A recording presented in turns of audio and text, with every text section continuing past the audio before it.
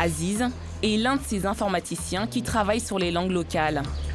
Il a créé un logiciel de reconnaissance vocale en Wolof et aujourd'hui, il décide de le tester dans son quartier. Le cobaye sera sa vendeuse de petit déjeuner.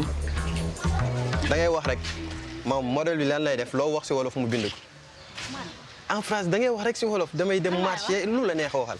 damay dem marché damay ñëw togg añ jeex na. waaw. moom marché lay jëm. Ah Khadija. de yaa ngi wax wolof. Après un petit moment d'hésitation, la vendeuse se laisse convaincre. kan mooy njiitu Sénégal. kan mooy njiitu Sénégal. Plus qu'une vocation, cette passion d'Aziz pour la reconnaissance vocale lui vient de son entourage familial.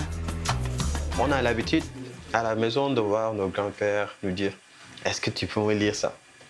ou bien « Est-ce que tu peux me chercher ?» Parce que eux, la plupart du temps, ils n'arrivent pas à lire le français ni à comprendre le français. Il ne doit pas avoir cette inégalité-là d'accès à l'information. Vu qu'aujourd'hui, les nouvelles technologies ont trop avancé. Et ce genre de questions, on le pose qu'en Afrique. Son application doit permettre à tous ceux qui ne parlent pas français, ne savent ni lire ni écrire, d'avoir accès à Internet. L'application est déjà en test et il faudra du temps à Aziz pour la déployer. Mais au Sénégal, la reconnaissance vocale en Wolof, c'est déjà une réalité. Baamtou est une entreprise pionnière dans ce secteur. Il y a quelques semaines, la société a lancé sa première application à qui on peut parler en Wolof.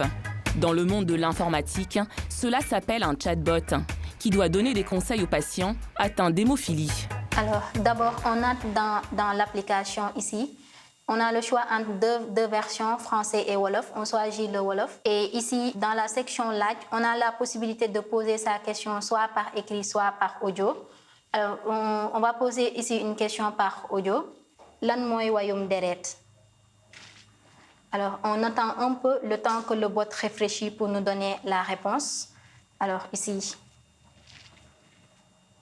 Voilà.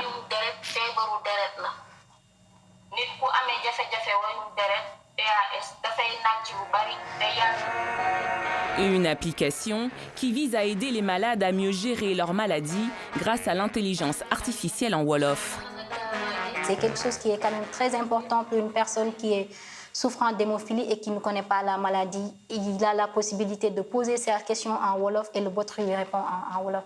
Je pense que c'est une solution qui est quand même assez innovante et qui va aider ces gens-là. Si l'application est un succès, la jeune société ne compte pas se limiter au Wolof. Car désormais, comme au Sénégal, partout en Afrique, des ingénieurs travaillent sur l'intelligence artificielle. Demain, nos ordinateurs seront capables, en plus du Wolof, de parler et de comprendre le Lingala, le Swahili ou encore le Fon.